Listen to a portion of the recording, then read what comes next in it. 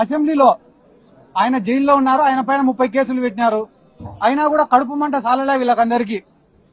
నిన్న తెలుగుదేశం పార్టీ వాళ్ళు fee reimbursement బకాయిలు ఏమైనారా అంటే సమాధానం లేదు.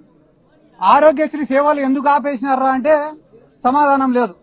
99 రూపాయలకే ప్రభుత్వ భూములన్నీ కూడా ఎందుకు ఇచ్చేస్తున్నారంటే సమాధానం లేదు. హోమ్ మినిస్టర్ ఏం మాట్లాడుతుంది వీటికి సమాధానం అడిగితే తెలుసా? అంబటి రాంబాబు గారు ఇట్ అన్నారంట.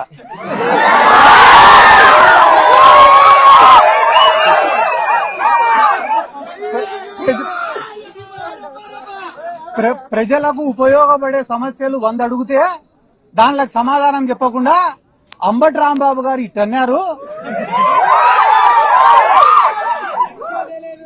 అది దేనికి సంకేతం ఇస్తున్నాడు అంబటి రాంబాబు గారు అని అంటున్నారు. చెయ్యి అయినది, గడ్డం అయినది. అంటే ఈ రాష్ట్రంలో తెలుగుదేశం వాళ్ళు చేసేది ఏమరా అంటే మంచి సబ్జెక్టును అంతా పక్కకు దొబ్బేసి పనికి మాలినది ఒక్కటి పట్టుకుంటారు.